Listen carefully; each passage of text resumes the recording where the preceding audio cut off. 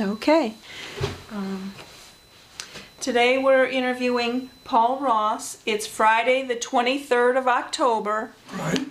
And we're just doing a follow-up interview with Paul to get some more information on his time with the military. My name's Terry Ramirez, and so we'll be conducting an interview today. So Paul, to start off with, I want to cover some things about your family history. Do you have any brothers and sisters? I had a brother and two sisters. Did they... The brother died after college, drowned in the Mississippi River. My home was Alton, Illinois, which is right across the river from St. Louis, Missouri. Did any of your family serve in the military? No, I was the only one that served in the military. Okay. What were you doing before you entered the military? I go to college, and I graduated in 1940. I went through ROTC and had a reserve commission in the Corps of Engineers, and I had a degree in aeronautical engineering and mechanical engineering. Mm-hmm. And in 1940, I was not called to service. I worked at Curtiss-Wright Aircraft in St. Louis, Missouri, and that was kind of interesting because the old employees there took a dim view of a 23-year-old kid telling them how to build airplanes. But it worked out pretty good. I worked out on the floor, and the head of the company was happy with what I was doing. And they had me build an airplane almost from scratch. And they had the drawings that the engineers had made for a twin-engine trainer, and they had the rings made for the fuselage, and they gave me the rings and the blueprints and said, build me an airplane. And all blueprints have a center line on the print. So I stretched out a center line wire and built everything off of that center line. And that airplane ended up #1 production, because they watched it being built like mad, and I was holding it to real tight tolerances, and that was kind of interesting. The wings and the fuselage and the center section all bolted together with a row of bolts. And when I got that blueprint, it showed all those bolts, and it said plus or minus 10 degrees, 10 millimeters. And I said, I can't make those kind of tolerances. You get a great big steel plate and you put drill holes in their steel plate to those tolerances. And they introduced that into the factory then, from then on, for anything that bolted together. And that was kind of interesting. And finally Uncle Sam said, you gotta come on active duty, we won't let you out anymore. And there was 2 engineers at Curtiss-Wright that was starting a new plant. And they wanted me to set up their production line. But Uncle Sam said, you can't stay out any longer. And those are the McDonnell brothers of McDonnell Brothers Aircraft that I would have started out their factory. But that was kind of interesting. Sounds very interesting. When I got in the military, I was working with draftees from New York that were 44 years old, and half of them, they were all tailors, and half of them couldn't speak English. And we were working with bombs and putting fuses in them, and I'd tell them in English, and they'd talk in Italian, and I decided this wasn't safe. So I volunteered for the glider program, because when I was working at Curtis, the Air Force was building gliders in Troy, Ohio. You volunteered for what program? The glider program? Glider program. And while I was working at Curtis Wright, the gliders, the first two gliders were being built in Troy, Ohio. And Troy went on strike, so they took 6 of us officers from St. Louis and sent it over to Troy to finish those gliders. So I was very much involved in the glider program. I built the floor of it, which was 8 feet wide and about 12 feet long. It was made out of little pieces of wood to make it lighter, and it had over 3,000 pieces of wood glued together in it. And that was kind of interesting. But when I got in I finished primary glider training, and then we had to wait 6 weeks before we could go to the next class. And Uncle Sam said, scratch that and get rid of these guys. So I ended up in the Air Force in pilot training. Did you originally come into the Army Air Corps? What? Were you originally pulled into the Army or the Army Air Corps? Well, it was the United States Army Air Corps. Okay. Before, the Air Force didn't start till 1947, so it was all Army Air Corps before that. And I went through pilot training and ended up pilot of a B-24 bomber, and then in July of 1944, we flew over to Italy, and I flew bombers out of Italy for 35 missions from July 44 to April 45. And then we came back to the States to go to Japan, and then the war ended for Germany, and I ended up in an inspection unit in Colorado Springs, and we were closing up bases throughout the western part of the United States.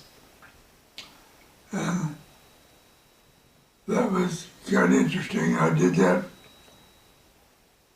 for 5 years, and then I ended up getting involved in Korea, and we were sent to Korea in December of '49 to get ready for the Korean War, but we didn't know that. We were sorting out Okinawa in World War II. They sent a big group into Okinawa with lots of supplies for the war in Japan. And they got into the middle of a big storm, and they just dumped the stuff on the island, and we were there sorting it out to see what was good. And while we were sorting it out, the Korean War started. And they brought in C-46 transport aircraft used in World War II that had been used in flying the hump in India, and they had them spread out after the war on different bases in the Pacific. And so in 1950, they called 2 or 3 airplanes from each base to come into Japan and start an air force. And I jumped aboard one of the airplanes and ended up as pilot. And I had a Tuskegee Airman as the co-pilot. That was one of the black pilots from World War II, which was kind of interesting. His name was Fitzroy, but he said, call me Buck. And so he was Buck Newsom for the next 10 years we worked together, different places. And we flew 400 missions, 400 hours in 1 year in Korea. And then I was shipped to the States when they decided all people that worked a year in Korea should return to the States. What? And so I returned to the States and ended up as squadron commander of a squadron of aircraft, and we had 44 officers, 150 men, and 16 airplanes. And we used those airplanes to fly around the United States and for different experiments. And we flew them to Alaska to see if we could work outside in the wintertime. And it only got 40 below, and that was hardly cold enough, but it satisfied us. Then, after that, they were building a weather station on Thule, Greenland, north of the Arctic Circle, and we were sent up there to drop supplies. And we were in the summertime, so it was sunny 24 hours a day. And we dropped supplies up there, and then that was kind of interesting. Then Can you talk about, like, when you were in Korea, you said you flew 400 hours. yes, What kind of missions were those? Can you talk about that? the missions was as short as 5 minutes and as long as an hour. And we were hauling supplies for the advancing army going up in Korea. Mm-hmm. And we were hauling ammunition and food in boxes, and we'd hauling out wounded airmen to the hospitals. So we were, if you ever watched MASH on television, we were hauling them out to the nearest MASH station. Where were the MASH stations? And they were all over. And In Korea? yes. And it'd be a tent real close to the battlefield. And you'd take the wounded into there to get them patched up good enough to go to a bigger hospital. And so we went from hospital and picked up patients, took them to the next hospital, and then we picked up patients that had been there a couple of days to the next hospital. We did this all the way back to Japan. So we hauled lots of wounded during Korea. And the hardest working people were the nurses. The nurses flew from 5 in the morning to 11 at night, every day. And we flew every other day. So we got rest. And the nurses asleep on our trip from, it took us about 3 or 4 hours to get from Japan to Korea.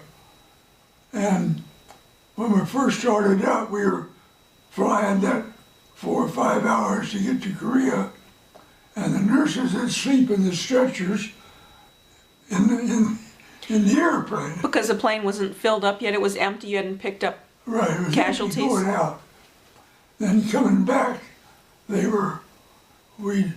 could take as many as 9 litters on one side and people sitting in sits on the other side. And we found out and the litters were 3 tiers high. And we found out that you took the skinny guys and put them in the top. Put the what? The skinny guys in the top, because you had to lift them up and hook them on those things. And the fat guys were on the ground. That was kind of interesting. Did you see combat personally? In World War II, we flew 13 missions into heavy combat. Now, on our first mission, we saw German fighter airplanes, but in July of '44, the Germans were getting short of fuel for the fighters, and instead of fighter aircraft, we had ground attacked anti-aircraft fire, and that was as thick as, and you'd fly right through that, and when we get home, we'd count the holes in the airplane, and then I've counted 300 holes in one mission. So we saw combat. We had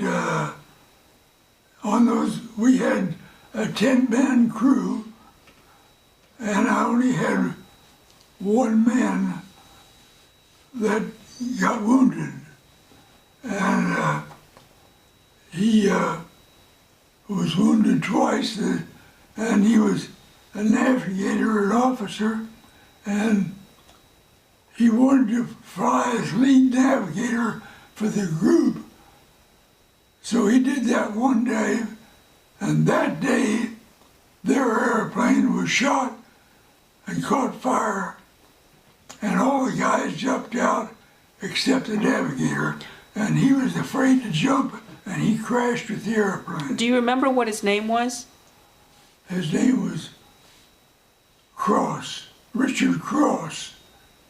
And after the war, I visited his grave in France, based in France. Was he American or another national?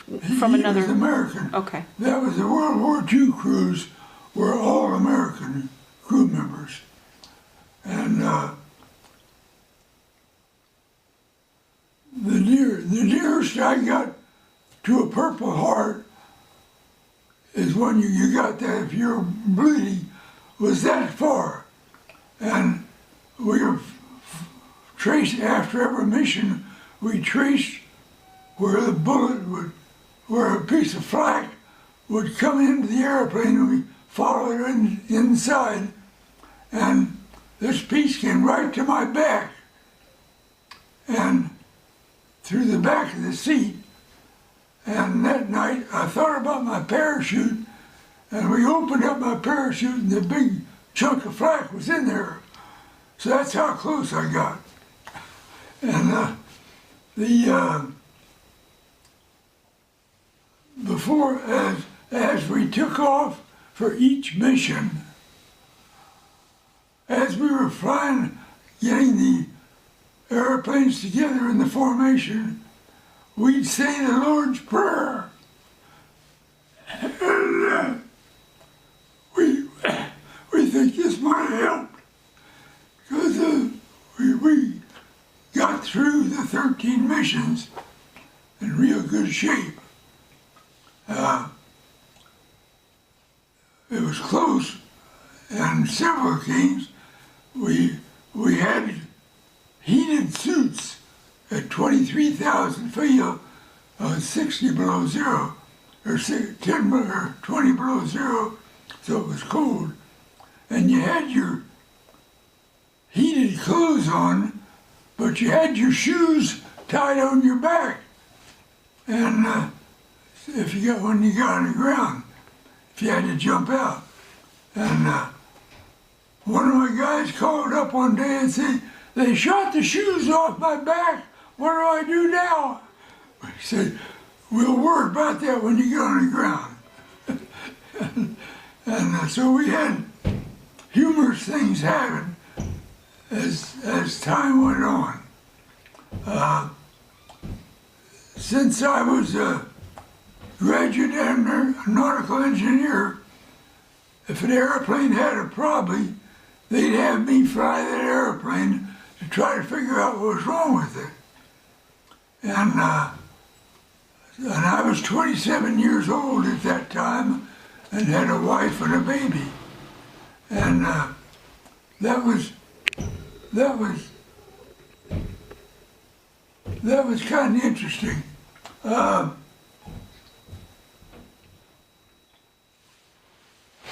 I flew missions out of the squadron for 8 or 9 missions, and then I was assigned to group headquarters, and I finished flying my missions out of group headquarters. And because I had a ground job of checking every airplane that returned early to see if it was an airplane problem or a pilot problem. And that was kind of interesting. Every once in a while, a group would have a mission where they wanted to get all the airplanes in the air they could to bomb a certain area. And in group headquarters, we had one area where we repaired the airplanes that were beat up and getting ready to fly. And they had me fly sick airplanes that were all together. And I had one of them that you could put the bombs on it, but the only way to get rid of the bombs was to salvo them, and they had a rope over my shoulder going back to the bomb bay, and they said, when the guy's ahead drops, pull the rope and all yours will go out. And so I had interesting missions like that. And we had another one where one of the engines used a lot more fuel than the other 3 engines. So on the way to the target, I'd feather the prop on that one engine to save fuel, and we'd fly on 3 engines. And then when we got close to the target, we'd fly it all 4 into the target. And that was kind of interesting. And on one mission, we went to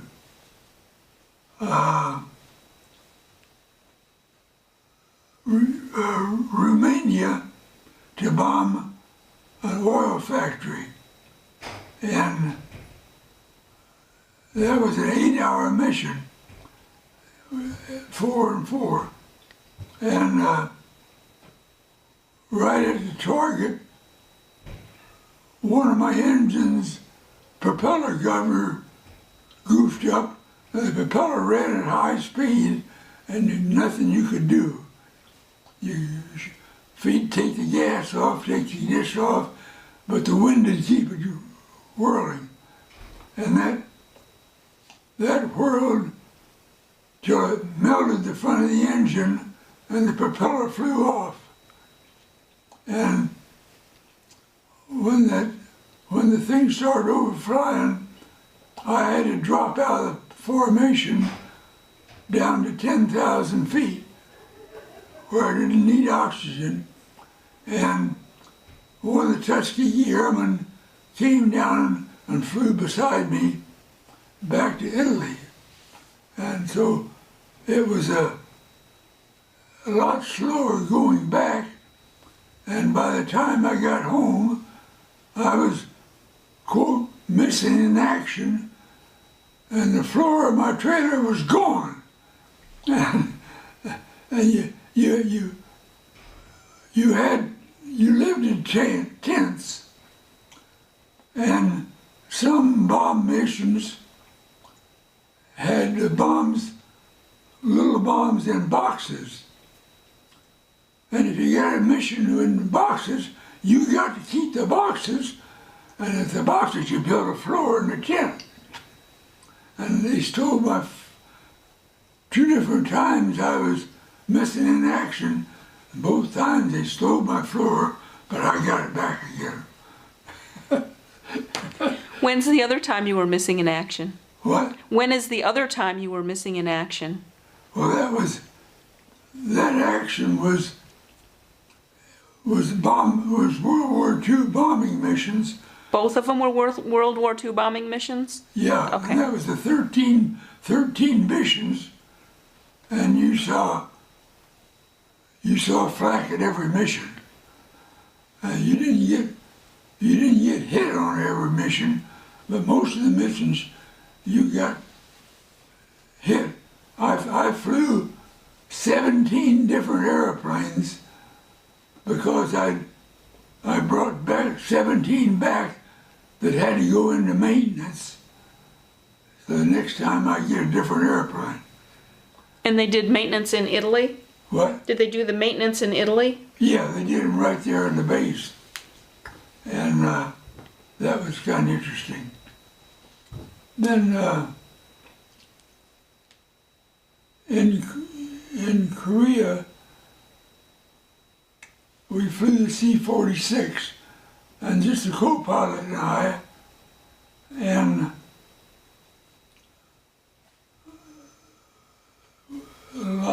some of the missions were real short, and some of them were all the way up Korea. And we haul sea rations, which is food, in boxes. And the boxes were all marked with what they contained, but they were marked so you couldn't tell what it was unless you knew the code. And we quickly knew the code to end up the boxes, had the PX in it, which is candy and all that good stuff. So we always had food. Can you talk about when you saw combat, how did you feel, like when you saw witness casualties and destruction? How did you personally feel? How did that affect you? Had a steel helmet on, and you saw out in front. And when you see all that flak up there, your helmet kept going closer, closer, closer. So you were feeling a little nervous, Okay. to say the least. Where were you when the war ended? Well, how long did you serve? 45 years. Okay, where were you when you were separated from the military?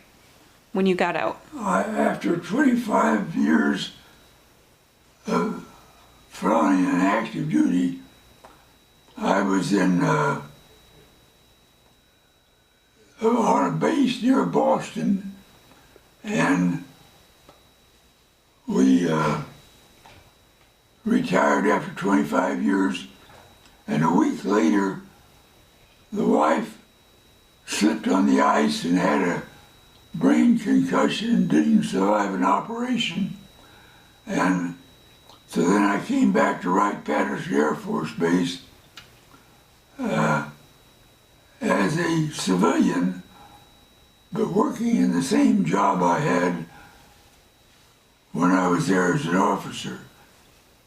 And I was called a development engineer, and I developed the airplanes for the South Vietnamese Air Force. And they were called they were little attack airplanes. And we had 3 squadrons of them that we put together and sent to them. And that was kind of interesting. Mm-hmm. Then later on in my Air Force career,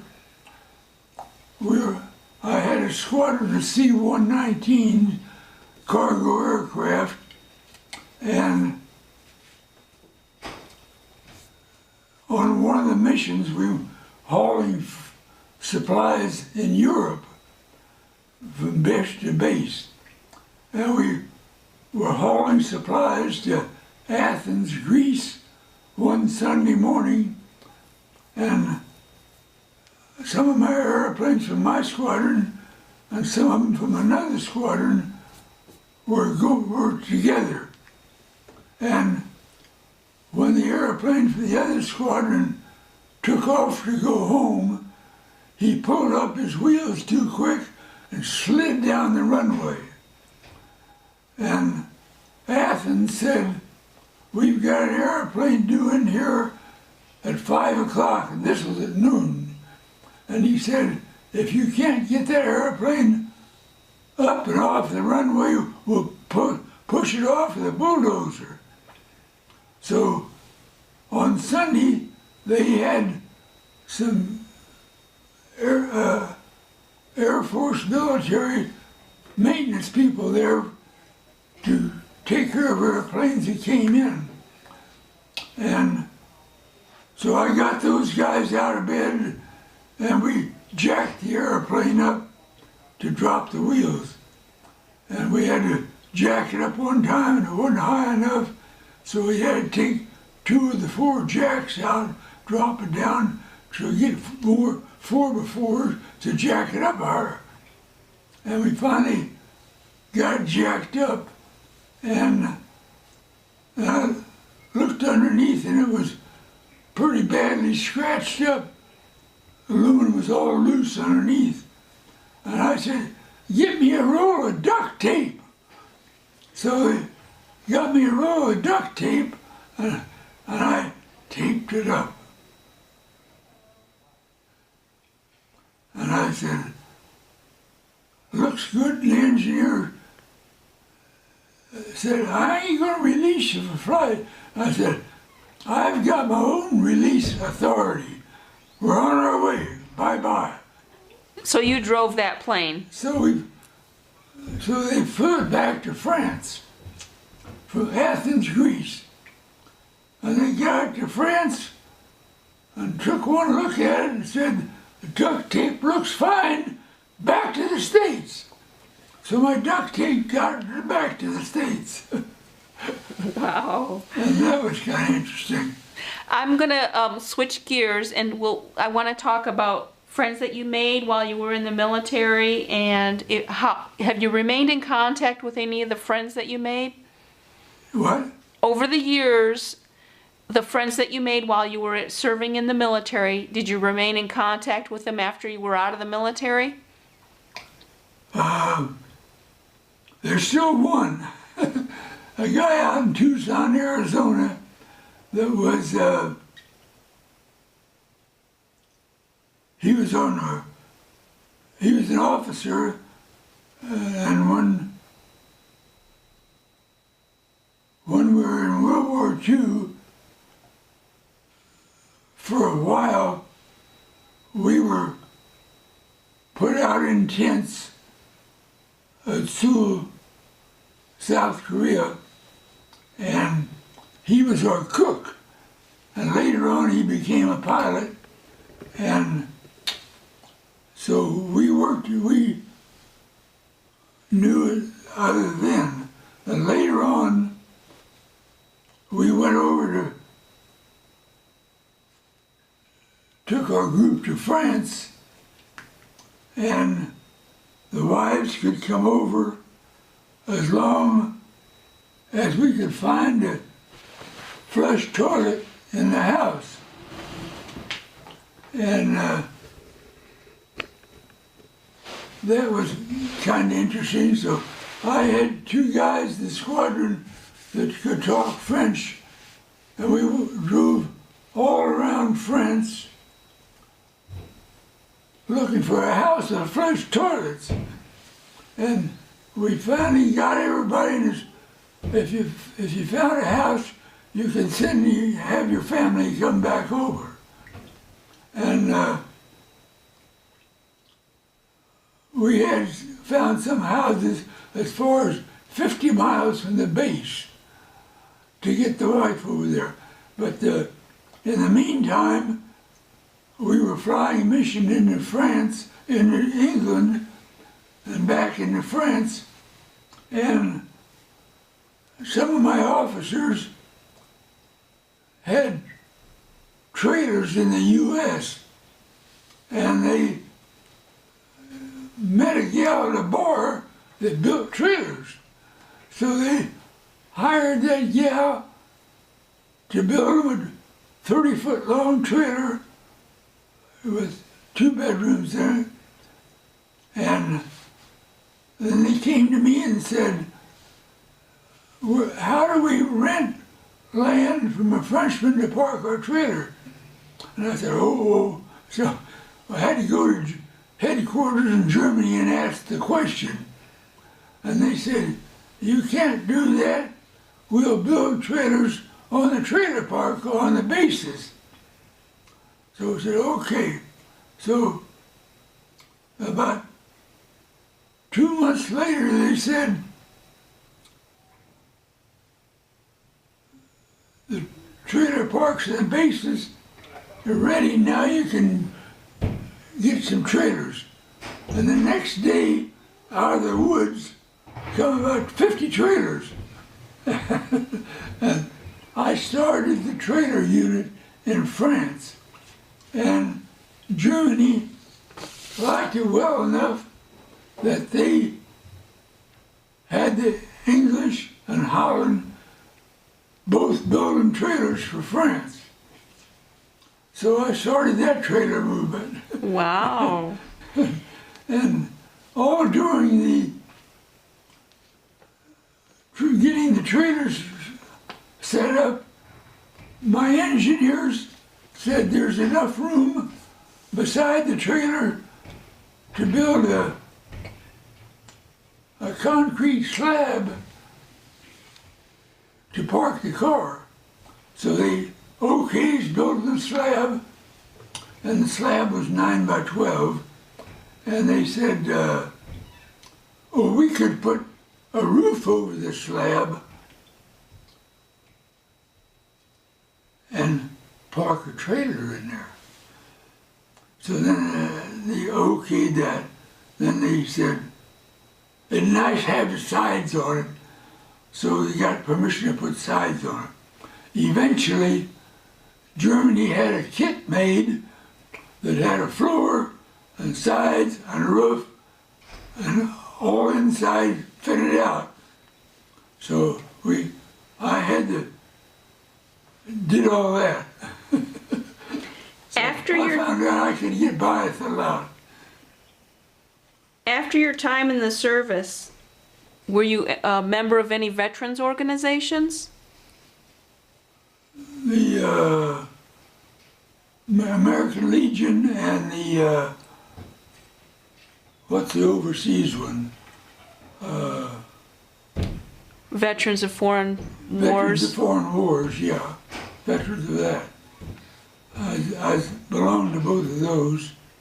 And as soon as I retired in 1985, I bought a farm to keep in shape in Ohio.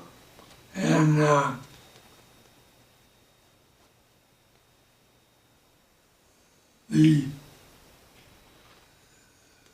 after the first wife died, I had 2 girls in college and 3 boys at home.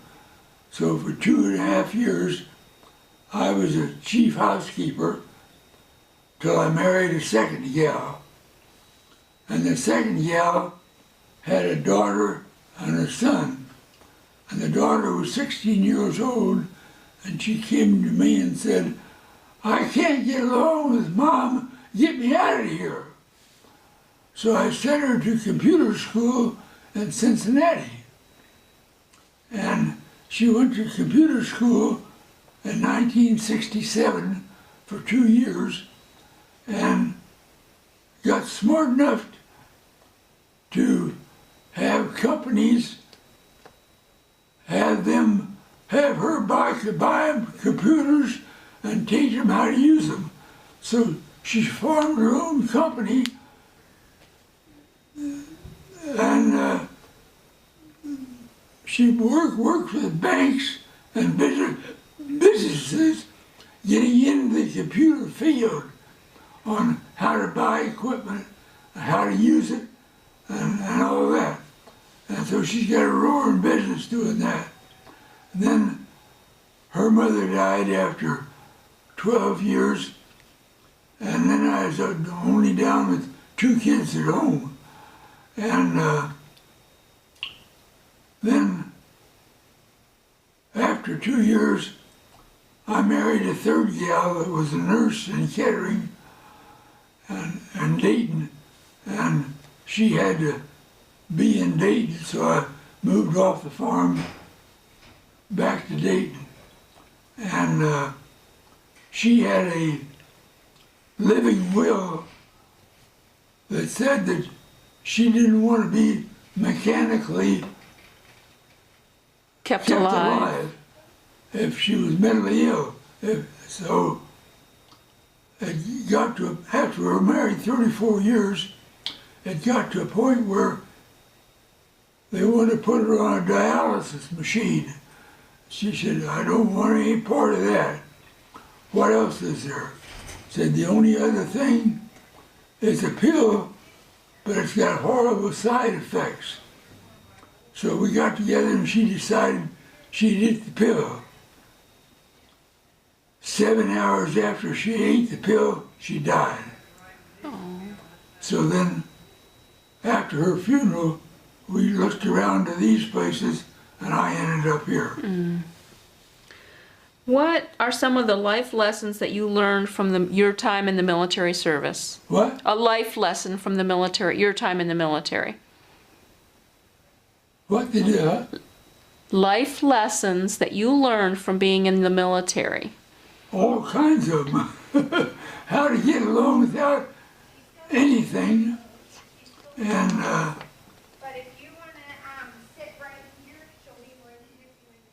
how to be a boss and live with people and work with people. And I did that for years. Yeah. And Do you have any messages you would like to leave for future generations?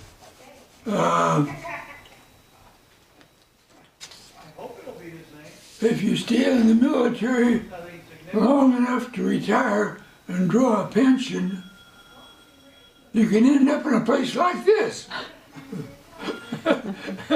I ended up with a military pension of 25 years and a Department of Defense for 10 years, so those two are enough that I can live comfortably here. That's awesome. So staying in the military is not a bad decision.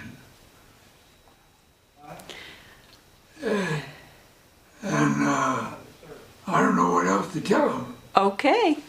Yeah, I think that's wonderful. That concludes our interview with Paul Ross. yeah, Thank you for taking the time out to do this interview, Paul. yeah.